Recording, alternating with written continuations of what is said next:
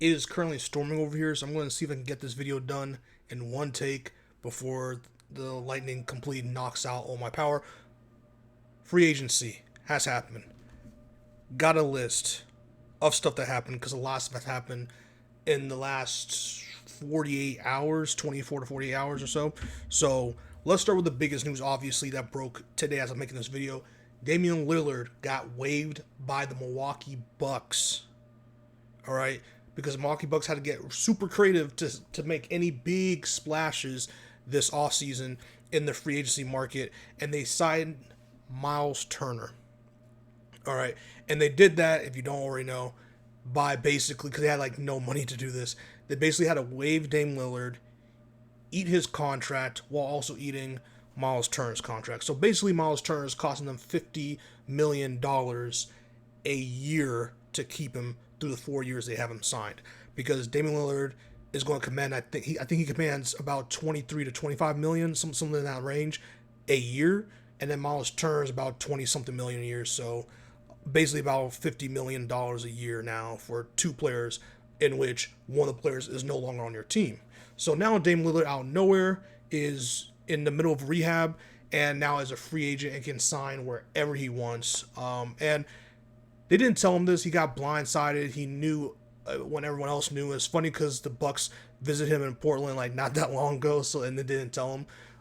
But don't feel too bad for Dame Lillard, because at the end of the day, he is now a free agent and doesn't have to stay in Milwaukee, in which my opinion was a sinking ship at this point. He gets to sign sooner to another team without costing him a single penny, and he's going to get paid he's on the Bucks payroll. He's on their sheet for the next 5 years. On their sheet, they're going to have Damian Lillard, 20 something million dollars. So that's insane. So that's pretty much what's happening right now. With that being said, either way, Dame was not going to play for the Bucks this season because he tore his Achilles. So he's not coming back next season. So he's not playing basketball. So he would have just been sitting on the bench or just being in Portland rehabbing, or been in Milwaukee away from his family rehabbing, which would have been even worse. So at least this time, Dame can probably spend a lot more time with his family while rehabbing, taking his time to find the right situation for him, so that when he comes back in 2 seasons, he's ready to go in a really great situation for himself personally, while still getting paid. So Dame Lillard, really, honestly, I know, obviously, he didn't want to tear his Achilles, because he's probably not going to come back at his age and how many miles is on his legs during how long he's been in the league. He may not come back the same player, but that jump shot won't leave him. And he spent, his prime. His prime could be gone because of this. Like, he did risk a lot, come back sooner from that from that thigh or calf injury he had that led to a torn Achilles tendon. So he did give a lot to his organization for them to treat him that way. Does not bode well, but business is business. And I think for both parties, at the end of the day, will be beneficial to them. Not per se the Bucks, but I do give them credit for doing what they've done for the last couple of years, which is try their best to keep Giannis happy so they can keep him. Because this man has not, he really just be signing extensions and giving the Bucks a very tight window to make something happen every 2 years. And now it's that time again. At one point, it was Jrue Holiday. Another point, it was Dame Lillard. Now another point is now Miles Turner's time to make Giannis happy, basically. And I'm not gonna lie, this may not work out in their favor, because I just don't see how this helps them long term. Because again, they have to make him happy, because Giannis in 2027 can just walk, right? Like, this upcoming season is his last season before he could just walk and get nothing for him. So now, I know a lot of Bucks fans, a lot of people who love old school NBA may hate this, but now the business hat needs to come on. When it comes to something like this, do you just, at what point do you just be like, you know what, our hands are tied. We can't, every time we try to make this man happy, we just give him these pieces, and it never works out, and we have to do this. It's the same cycle over and over and over again, and we're not getting anywhere. It's like a hamster on a wheel, right? At what point do we be like, hey, there's a good chance that Miles Turner is not the answer, and we do terrible this season, then we have to fire Doc Rivers, probably fire our GM, and then Giannis walks, and we get nothing for him, and we're starting all over again with no type of pieces, no, like, just, and still eating Dame Lillard's contract. At what point do you start thinking, hey, we could trade him if nothing else, like, we can ride this, go into the season, if Giannis is unhappy, or we're just not winning a single game and there's no hope, hey, we have all the way till the trade deadline, which is like what, within, like, in February, I think, to trade him for the King's ransom, because you will get the King's ransom for this thing. Dame Lillard is going to eat into the Bucks contract situation until probably, like, I think Giannis will be like 36 or 37 by the time he's off their books. That's insane. So at what point do you be like, hey, for Giannis, we can get, again, if Mikal Bridges, right, can get you all those draft picks. You know what I mean? If Desmond Bane can get you all these draft picks, and you know what I mean? With Giannis, we can get that and more. We can completely reboot our future, right? While still having a legit center, right? Start revamping our team with a bunch of contracts that at that time, by the time these picks are relevant, we'll have a bunch of contracts to just offload and just kind of do what Atlanta's doing now, but way quicker. Do what Dallas kind of did, because you can get that with Giannis. You know what I mean? You get a bunch of draft picks that you can also divvy up into other pieces and get some draftees later in a couple of years. You can get quality players. Because I promise you right now, whoever is getting Giannis, you're not going to be able to get the same equivalent for him, but you'll get picks and you'll get really good pieces for your team. I promise you that. I promise you that. So it's hard, because another thing is, like, for free agents or for people you trade with contracts that they have to give them extensions to, do people want to play in Milwaukee without Giannis being there? That's another issue. It's a lot of business, a lot of things going on, but at what point do you be like, hey, we love you, Giannis, you guys are championship, but it's just, you cost a lot, and you cost also even more to keep, not even just money-wise for your contract, but, like, we're out here juggling and doing all this dead cap money. So now, like, at what point is it, okay, if we do all this and you walk, the Bucks are basically screwed. They're just screwed. Or we could get rid of you. Thank you for your service. You can give us some teams you want to go to. We can try to work something out with them. If not, we're going to either keep you or just send you to a team that will give us something for you. But, like, we can at least give you the honor of sending you somewhere you want to go, set our franchise up for success, right? Who knows? There's a lot of things. Or you can just, doing what they're probably going to do and roll the dice, and just hope he doesn't walk, which I don't think he will, but who knows, right? Because who knows how miserable he'll get, especially, in my opinion, they're probably going to fire Doc Rivers by the end of this next season. Who knows? We'll see. So that's what the Milwaukee Bucks situation is. Miles Turner. The Pacers basically lose him for nothing. The Pacers lose Miles Turner for nothing, and that doesn't really make us. I get it. The apron thing is real scary, and I get it. I understand it.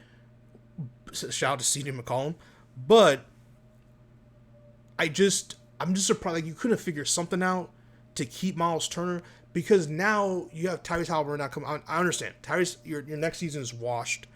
I get not wanting to pay this money, all this stuff. But, man, you put yourself at a hole. You didn't make yourself better. I understand Miles Turner laid a goose egg in the finals. But he was a huge reason of you getting to the finals anyway. And he's a good player. He's a really good center in this league, where good center play, especially good center play that Miles Turner can offer you, is not just everywhere. It's not in abundance, especially in this market right now. So I don't know why the Pacers would per se do that. At least, I don't know why they would. At least in the public eye, it didn't seem like they tried hard to keep him. At least not as hard as I feel like they should have. Because if that was the case, I mean, you could have got something from Miles Turner. But now you got literally nothing. And I don't think Brian's going to be your piece that will keep you at center to get you back to the finals. I don't like that, but we'll see. Really, again, this next season is a wash. The next probably 2 seasons are probably a wash for them. So they're probably not going to be competitive, really, even with Tyrese coming back in 2027. They're probably not going to be competitive till 2028. So we'll see. So they still have time. They bought themselves time, I guess, but that's an interesting situation to lose Miles Turner after like 10 years of trade talks, to lose him now for nothing, and to your rival, a team that you do not like, is very interesting. You give them a much needed weapon to replace Brook Lopez with a much younger player, so that's interesting. Nuggets trade Michael Porter Jr. for Cam Johnson, and also are getting Jonas Valanciunas from the Kings. So now they finally have some backup help for Jokic, which I don't know why it took them this long. And they also get someone that I don't know if Johnson's going to be like a huge upgrade for Michael Porter Jr. I think that this postseason run has made fans turn on him a little bit more. Not just fans, but just like basketball fans in general. Not just Nuggets fans, but basketball fans in general. I think kind of turned on Michael Porter Jr. a little bit. He was dealing with an injury that did obviously hinder his shot. And there's just a lot to be desired in Michael Porter Jr.'s game. But at the same time, he is really a really tall shooter that really makes it even harder to guard this Nuggets team, because you really do need length to guard Jokic and Aaron Gordon. Like there's a lot of the game within the game with Michael Porter Jr. And to give him up straight up for, God, I don't know if they got a pick. I forgot if they got a pick for him as well, but I don't know if he does. I just don't know if he moves the needle so to the point where it's like, okay, yeah, we're going to get rid of him and get Cam Johnson. But like, hey, really good shooter, pretty good defender. I think it shows the fans of the Nuggets, and it shows the players we're trying something to retool and get product out of someone, because we took OKC to 7, and honestly, if we beat OKC, the way the West shaped out, we really could have made a finals run out of nowhere. So we need more firepower. We need more consistency. We're trying to get that. They also got Bruce Brown, I think, on a vet minimum. They got him on a really good contract. So they got Bruce Brown back, which I think he just fits very well with the Denver Nuggets brand of basketball. And I just think that they're trying.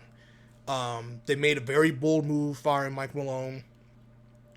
And I think they're really trying, which in this coaching cycle could miss out on a job, which is very interesting.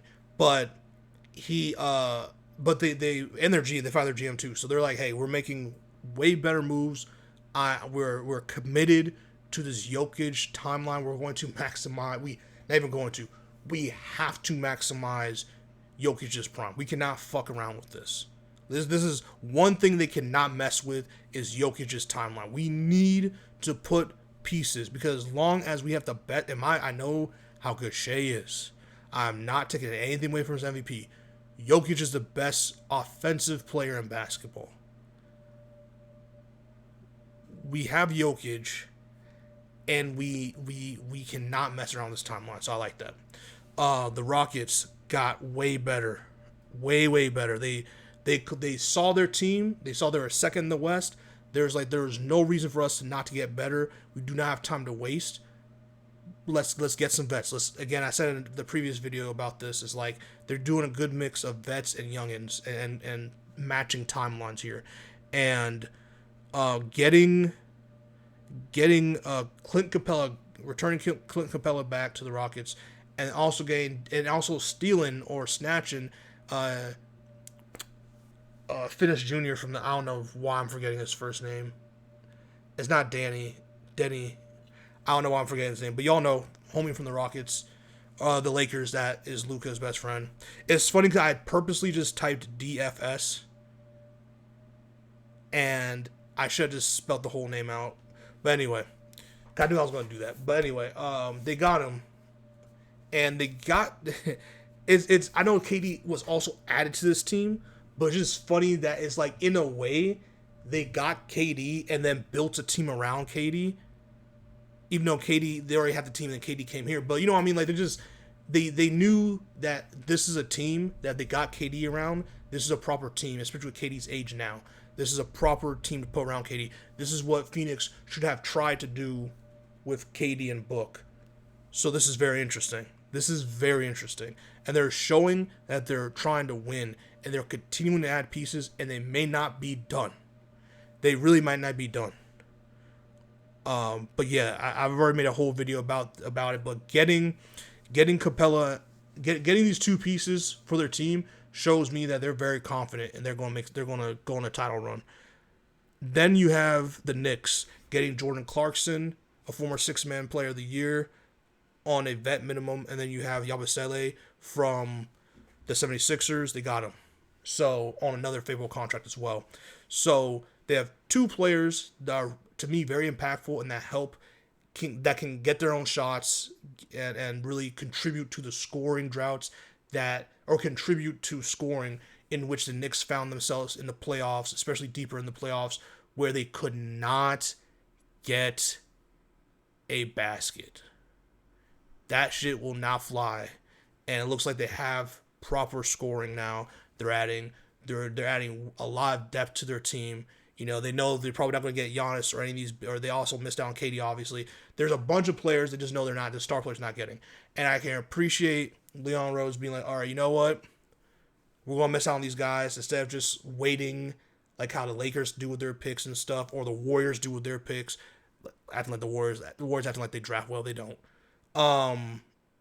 And they go and they're like, hey, we're going to go and we're going to get more depth for our bench because we see these scoring droughts, and you know what we're going to go do? And when Brunson's hurt or not playing, no one knows how to score the ball properly or can move the ball. There's no flow. There's no person that can just get a bucket. Like, hey, the other team's on like a 5-0, 6-0 run. We just need a bucket to get momentum back to us. We don't got that. Hey, let's go get Jordan Clarkson, who still averaged 16 points per game on the Utah Jazz. Hey, let's go get Yabusele that can get us a big forward that can go get us a bucket, get us some extra rebounds, extra aggression, just more grit and grind. Fits Jalen Brunson's mentality, fits this team's mentality, even without Tibbs. This is still a grit, grind team, and they're just adding more strength and more depth to their bench. I really like that. So New York Knicks need to go focus on getting a coach. They need to go focus on getting a coach. Well, that being said, I mean, that's free agency right now. It's crazy. We're seeing not just free agents get picked up and signed, but we're seeing trades. And that's really cool. We're seeing a bunch of trades. We're seeing teams really trying to go in and be competitive, not just be complacent. I do not know what the Sacramento Kings are doing. I don't. Kings fans, I'm sorry, I have no hope for your franchise. Because more than anything else, I don't think the owner knows what he's doing. And if the owner doesn't know what he's doing, then he doesn't know how to hire a GM, and the GM doesn't know how to get... Like, no one knows anything. That franchise. I don't even know why the guy's Zach LaVine. If I'm Sabonis, I'm trying to get to LA. I'm trying to get somewhere. Because, yes, there's DeAndre Ayton news. I'm not really pressed on DeAndre Ayton because Lakers fans, I'm not going to lie to you. I know you need somebody, so Ayton's better than nobody. And you'll keep LeBron more than you probably already were going to. But I don't see Ayton just completely switching his mentality on the Lakers. I think the pressure's going to get even more. Just like Ayton on the Warriors, I don't see him adding something to your team that's going to make him try harder than he has at other locations. I don't see him. I see the pressure getting to him like other centers has gotten to on the Lakers.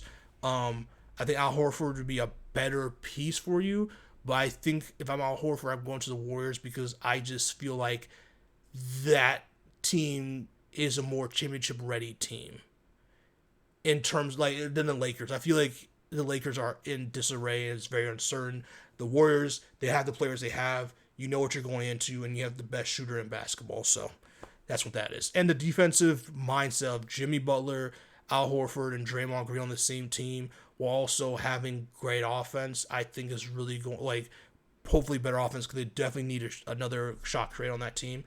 we'll see. But I like the chances. I like Al Horford more on the Warriors than the Lakers. So comment, like, subscribe, and share. See you on the next one. Shout out to Walker Kessler. They need to free that man. Peace.